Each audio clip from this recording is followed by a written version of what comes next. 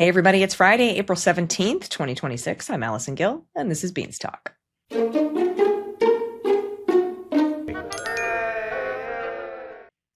Hey everybody, it's Allison Gill, and I am here to answer your questions today. Yes, I got a haircut. No, Dana's not here, but she will be back next week. Yes, Pete Hegseth led people in a prayer for the downed aviator during a Pentagon prayer service on Monday, which is, by the way, totally illegal. The only problem is that the prayer he recited is actually a made-up Bible verse from the movie Pulp Fiction. You've got to see this. So the prayer is CSAR 2517, and it reads, and pray with me, please. The path of the downed aviator is beset on all sides by the iniquities of the selfish and the tyranny of evil men. Blessed is he who, in the name of camaraderie and duty, shepherd the lost through the valley of darkness. For he is truly his brother's keeper and the finder of lost children. And I will strike down upon thee with great vengeance and furious anger those who attempt to capture and destroy my brother. And you will know my call sign is Sandy 1 when I lay my vengeance upon thee. And you will know my name is the Lord when I lay my vengeance upon thee. And thanks to Midas Touch for putting together that side by side there. And did anyone else notice he replaced charity and goodwill with camaraderie and duty? Yeah, we can't be talking about charity and goodwill. That would be very against what we do over here as war fighters at the Department of War Crimes. And you will know my name is call sign Sandy 1? That's not how it goes. And why are you praying at the Pentagon? You Christian nationalist Nazi freak. I hate these people so much. Next question. Yes, Democrats introduced articles of impeachment against that moron this week. Now, they aren't going to go anywhere, but I do appreciate the effort. And we should thank Congress when they do stuff like this, just as much as we criticize them when they don't do stuff. So I appreciate the effort. I think it's got 8 co-sponsors now, and I think everybody should call their reps and tell them to sponsor this. And speaking of the Department of War Crimes, Tim Kaine's not been my favorite recently, but yes, he absolutely dismantled one of the architects of Project 2025, Russ Vought, on this subject during testimony on the Hill. Watch. I've heard you go back and forth between talking about the investment in the Department of Defense or the Department of War. Now, just for everybody here, legally, the name of this department is the Department of Defense, correct? It's the Department of War. And why do you say that? Because that's what the president and his team has renamed it. And there's a statute that calls it the Department of Defense.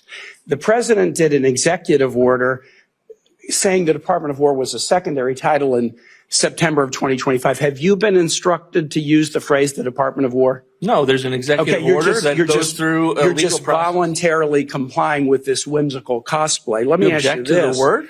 Let me ask you object this. to the name? Are you aware of legislation that's been passed by Congress to change the name?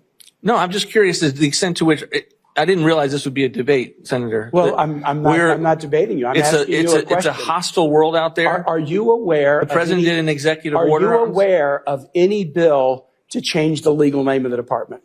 Not to my knowledge, but it's probably something we would consider. Well, I'm saying there's an NDA process right now. Folks want to change it. I would look forward to that debate because I think you'll get laughed out of the room and you'll become a punchline on TV. Nations all around the world have secretaries and ministers of defense. Do you know of any that has a secretary and minister of war? Our founders thought it was a pretty good name when after World War II, President Truman changed it back. Are you aware of any nation in the world that calls this function war rather than defense? I did not realize that this was a source of I will tell you that there's no other nation. Do you know in the oath that our military officers take is the word war mentioned? I'm not aware. Defense is mentioned, war is not mentioned. Finally, you've sacked 350,000 people. Do you know what percentage are veterans?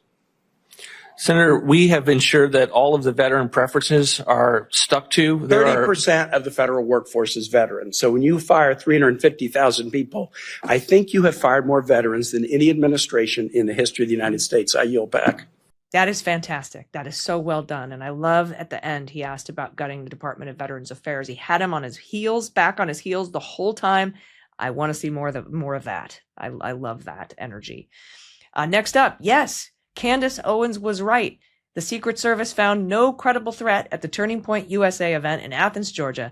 Otherwise, the vice president wouldn't have been allowed to speak. So Erica Kirk lied about why she didn't show up, and it was probably because ticket sales were abysmal. Nobody wants to come and see you. Next up, yes, the first ICE agent has been charged with felonies amid Hennepin County, Minnesota's investigations into Operation Midway Blitz. Now, this particular agent wasn't charged with anything associated with Operation Midway Blitz.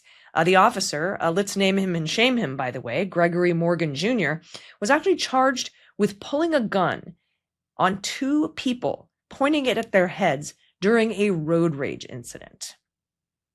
Now, I know we're all waiting for charges against the murderers of Alex Preddy and Renee Good, but this could be a very good test case to see whether a state can charge a federal agent under the dictatorial thumb of this particular Supreme Court.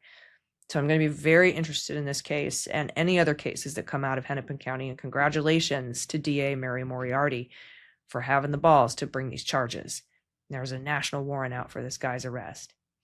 Next up, yes, Operation Dildo Blitz is still underway. Watch this, and can we set it to the theme of Benny Hill, please?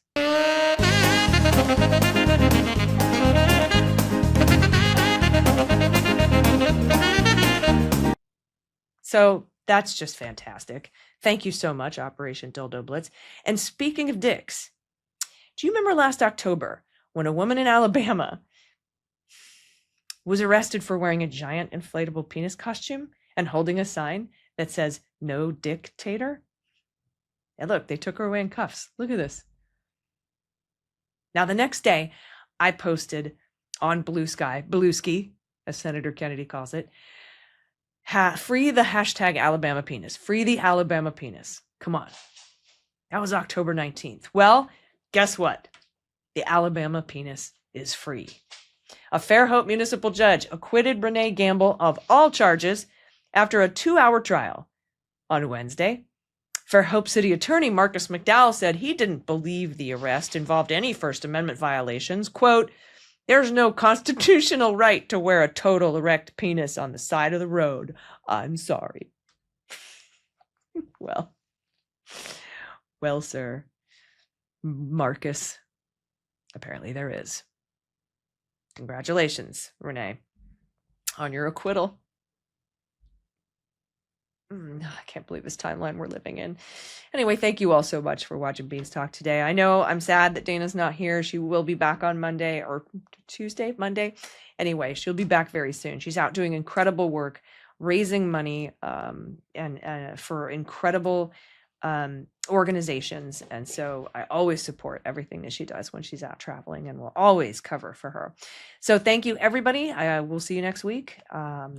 Really appreciate you watching. And I'm Allison Gill, and you've been watching Beanstalk. We're swearing. Daily beans, daily beans.